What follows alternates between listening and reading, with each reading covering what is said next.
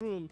21 minutes gone past the 6 o'clock hour. On the show today, we're going to be looking at whether or not subsidies for petroleum products need to come back, even as Nigeria's federal government insists there will be no increase in the price of petrol. Well, how will the marketers fare in this season of a fluctuating naira to the dollar? A few hours ago, you saw Nigeria's new ministers being inaugurated, and of course, on the show today, we'll be taking a look at what to expect from the over 40 persons appointed by President Bola Tinubu. My name is Ufuoma Egbamuno. It's a pleasure to be here this evening. We are streaming the show on Facebook, Nigeria Info 993, and on YouTube, Nigeria Info FM. Let's quickly take a look at some of the big stories from the past week. The Nigeria National Petroleum Company did tell us that it had no plans to actually raise the pump price of petrol. And of course, we also saw the NNPC securing a $3 billion loan to stabilize the naira. Talking about petrol, Nigeria's president, Bola Tinubu, also assured the country that there's no plan to increase the pump price of petrol. Even as the National Bureau of Statistics did tell us in the last week that Nigeria's inflation is now 24.08% in July. Also, it's the highest it has risen in about 10 years.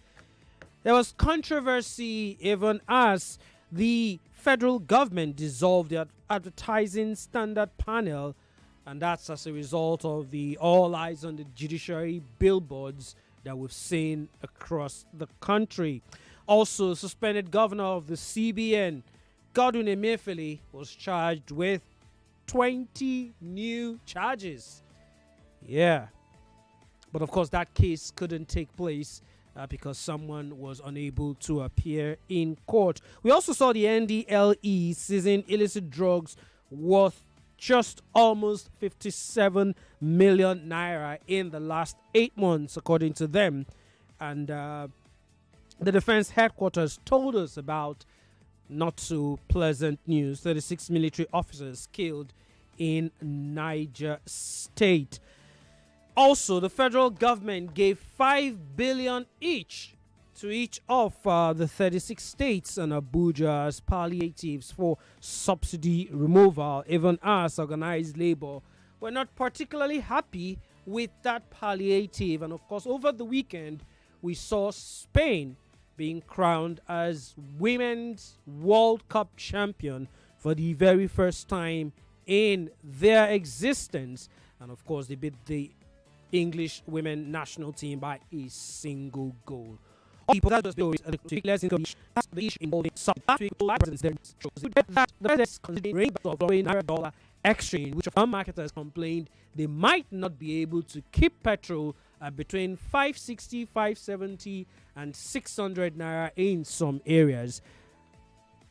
But the presidency was quick to shut down those rumors, insisting that there are no plans to bring back subsidy, just the same way there are no plans to increase the price of petrol. Question is, will that be the case? Well, we're being joined this evening on the show by the national president of the Independent Petroleum Marketers Association of Nigeria, Elder Chinedu Okoronkwo, who will be speaking to us on some of these issues.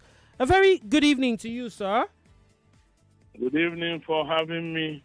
Thank you. Thank you very much for joining us on the newsroom this evening. We appreciate it. Good. All right, quickly. Nigerians are worried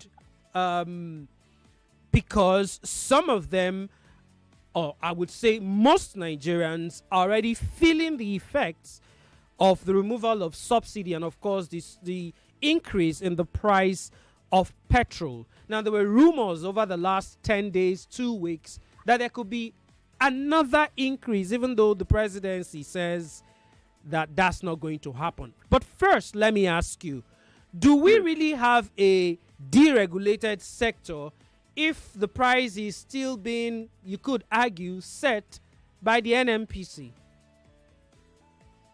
Well, I think there is nothing to worry about. Remember when that postulation was going on, the Naira was like it has no control. And this thing largely depends on Naira parity. You will agree with me that with the intervention of this Afrexim Bank and bringing about $3 billion into the system, that I&E window, which I think is still there, is also still there.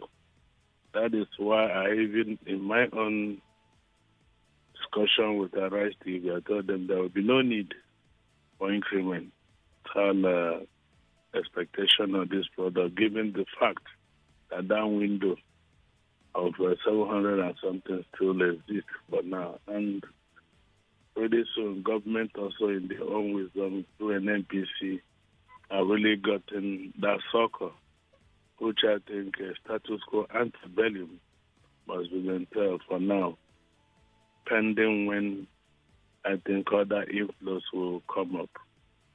And other refineries too will begin to come up pretty soon. So for me, even if it will go up, not the way we had expected it. But this is also a commodity to remember.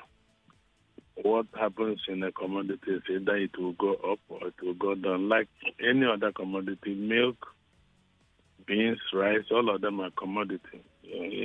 So there are factors too that also moderate all this. So I think it is not good for us to begin to fixate our mind everything on PMS. There are other alternatives within the energy mix. We have CNG. We have cars that also go with electric cars and, the energy is beginning to get developed. Okay. So there shouldn't be... Sorry to cut you. Before we talk about the older alternatives, permit me to not be as optimistic as you are, saying, that we shouldn't fixate too much on PMS. There are other commodities.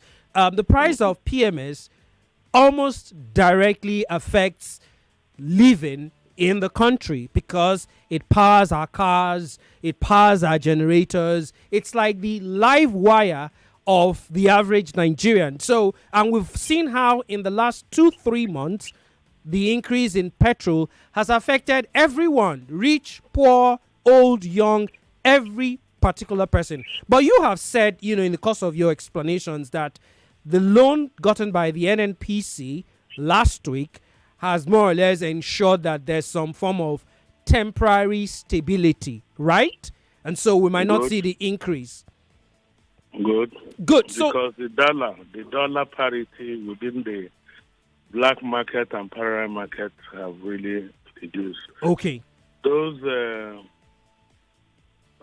fears of dollar getting out of control, I think, has been nipped in the bud.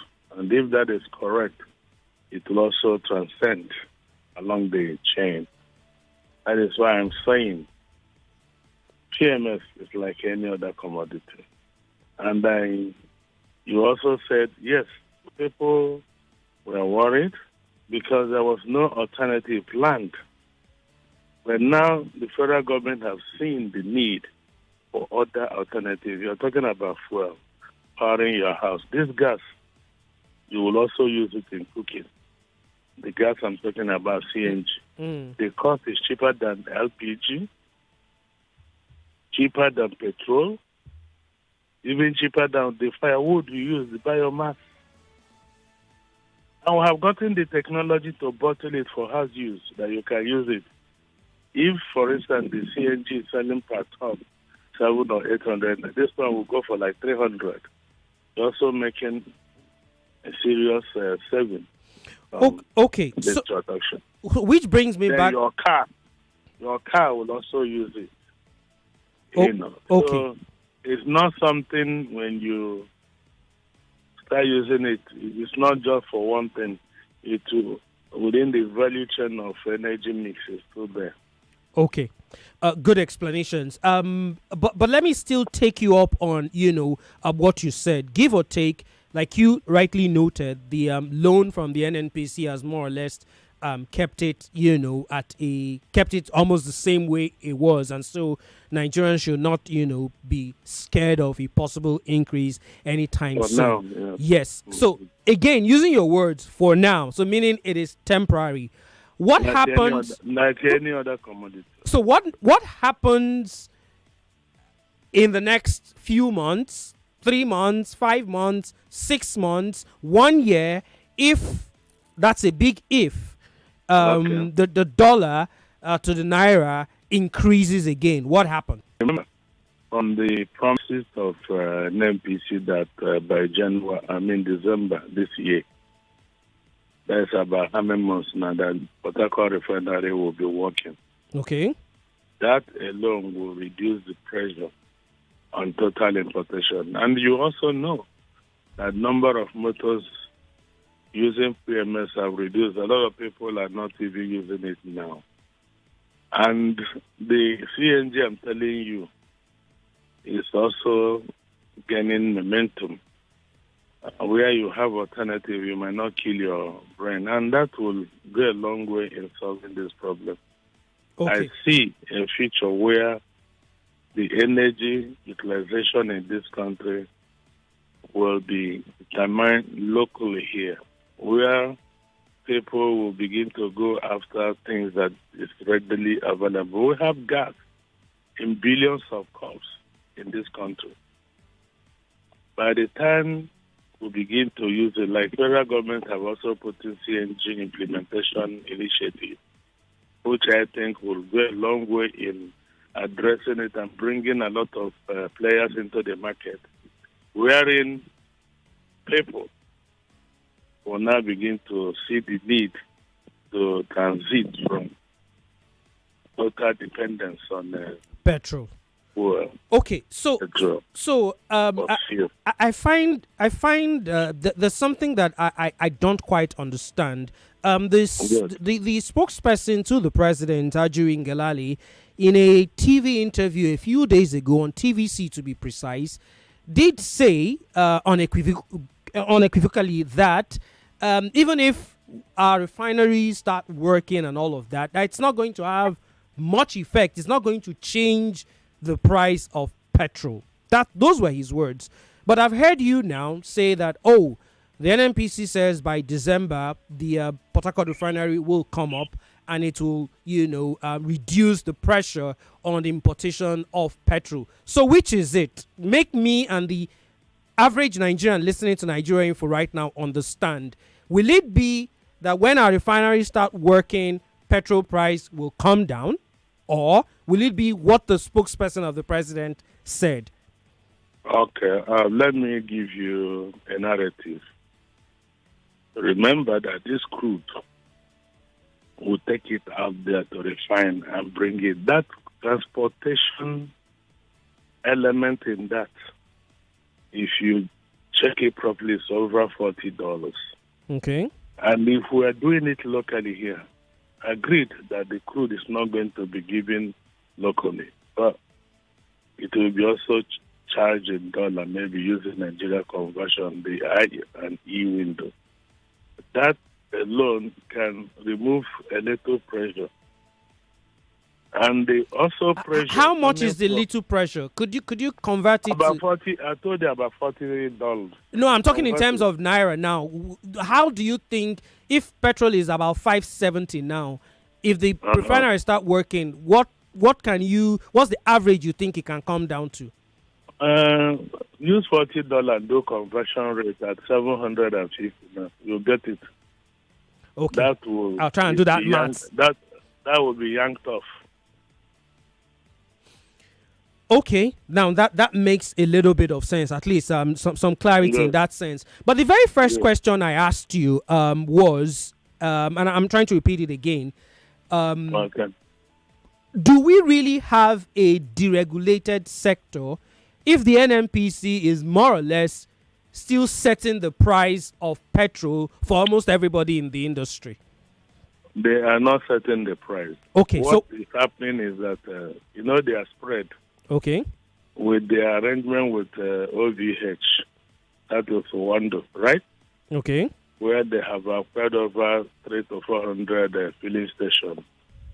They are spread in Nigeria now. It's not something, at least they're controlling about 30% of the market share. If they put their price and you put something that higher, people will not come to you. So there is always a leader in everything you do in life. So people begin to look at what is NMPC selling vis-a-vis their own price. They can now maybe remove 1 or 2 naira or even go down. It's not a situation where the man in Sokoto or Kaura Namuda is selling 60 naira. The same in Lagos. You now check the distance. You apply your transportation. You also, nobody will harass you if you want to sell whatever. Who will come there? That is where the market now have separated. The buyer becoming the king and the seller must comply. If you don't sell what people are selling, nobody will come there. And you remember, it will be better for you to do the turnover and go back and bring again than keeping one product. Maybe months you have not finished. It doesn't make any business sense. Okay. That is why some people say an NPC, they are not putting price and they are not telling you this is what you must sell. But because they are the market leaders. When you look at what they are doing, you must see how you still remain or even go lower. Okay. Because they too have huge, expensive overhead.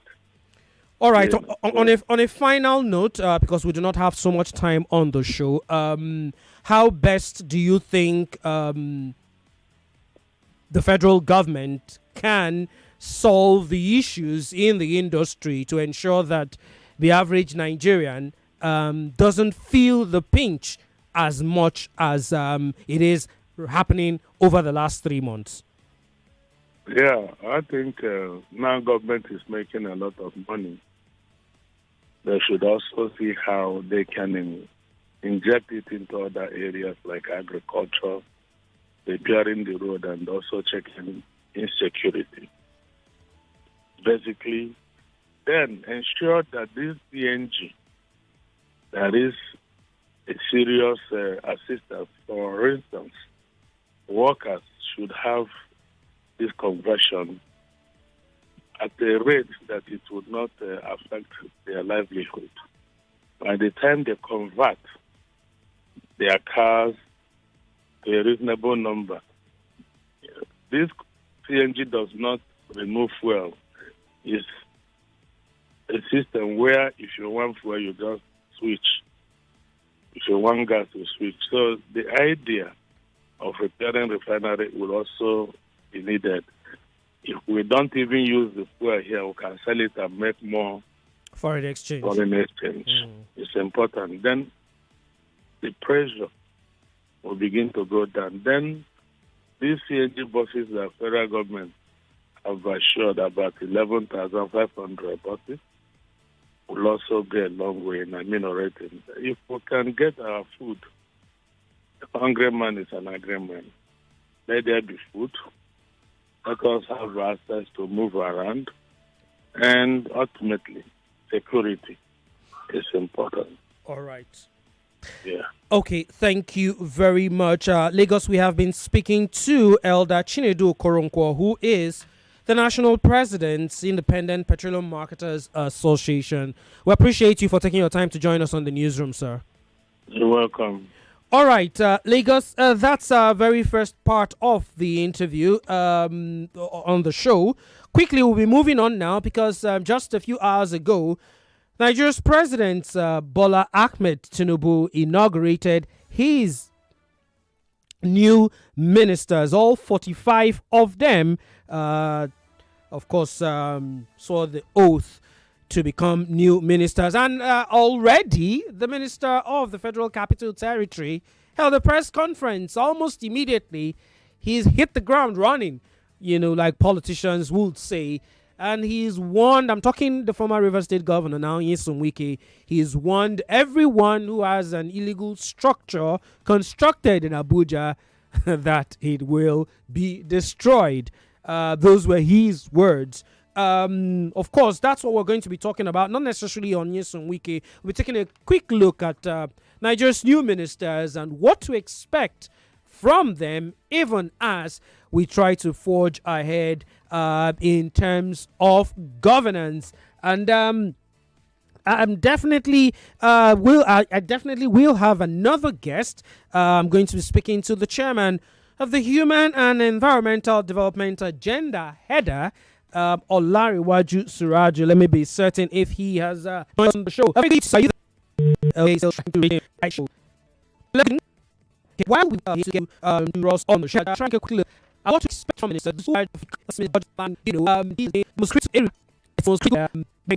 People believe that if the administration will be loosened of the economy, where else we want but it's the ability to particularly that levels both recession gets to the chairman of the environment and see with him in a bit kill through user find you is the chairman of the human environment head now mistake I think go down to general the rest of the interest of my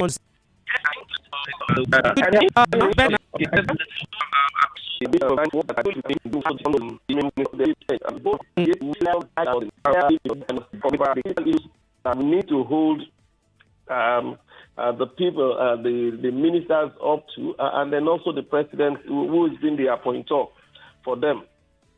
Okay, so quite a number of Nigerians, especially Nigerian info callers, have said that the new set of ministers by the president do not necessarily reflect, some of the campaign promises or some of the expectations where he is, I'm talking the president now, he's tagged as one who, spots talents and gives people unearths gems, so to speak. But the majority of his appointees are well-known politicians, who have handled one, political post or the other. Quite a few technocrats, yes, but same of the same. Many of them have said. What would be your reaction to those Nigeria info callers? Yeah, I think this has been a bit more of a challenge for particularly the government, who have come to realize that this is not just like a tea party. And governance and government is different from what you perceive in opposition and when you are out. True. So as you can see now, it is already becoming part of the whole challenge for them to deal with. And the time it has taken to actually get the government to deal with the situation for even the appointment of the minister.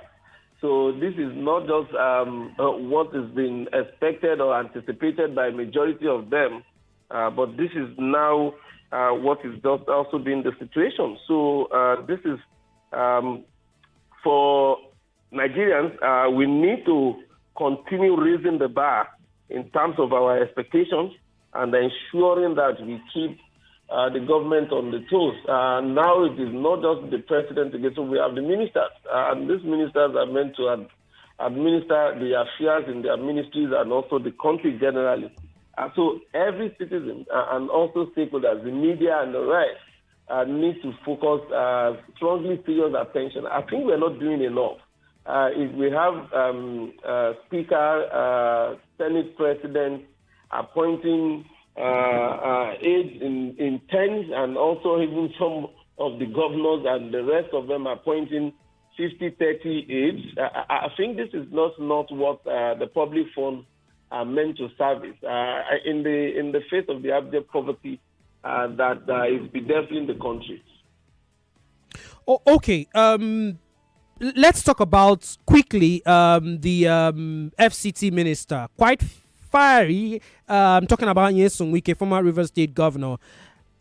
I think that Abuja has the capacity to compete with the best of cities across the world. That's what I honestly think. And I think that it's just a question of mismanagement here and there.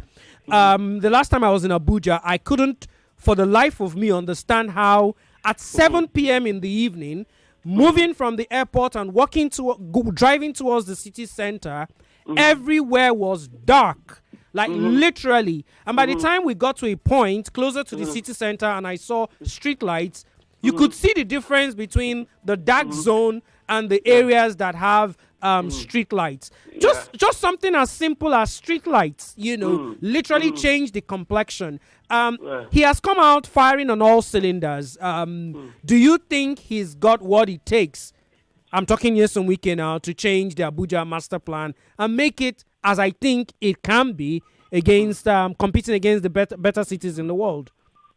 Yeah, I think it is very easy, not just for Nyesom Wike, but for any genuine public office holder, someone who has the genuine interest of the people at heart.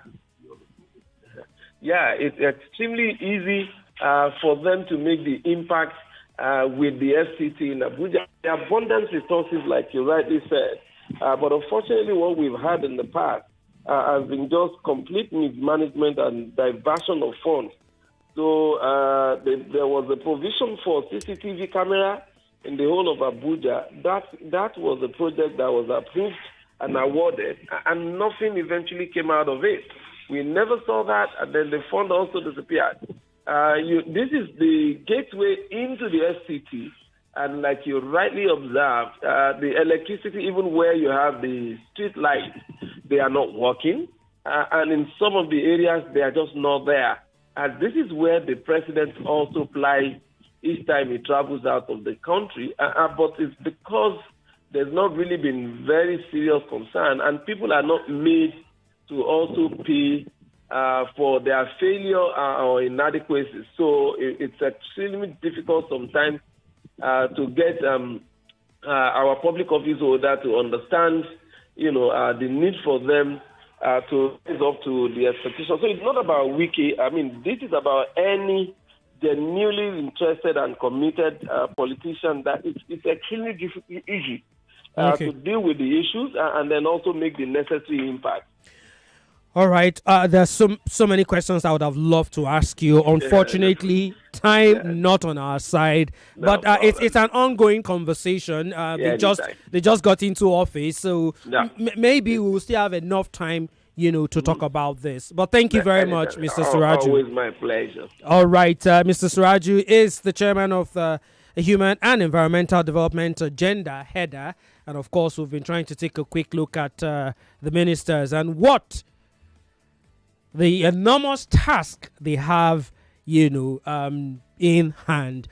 Lagos, that's the end of our show for today. I'll be back again next week, Monday, for another edition of the Newsroom. On behalf of my producer, Precious Nena Okon, who's sitting beside me here, I want to say thank you for listening. We did have the Ipman president earlier on the show, and of course, he assured that there will be no petrol price increase anytime. Charis Mobility Limited is pleased to introduce our school, staff bus service, and staff outsourcing service to you.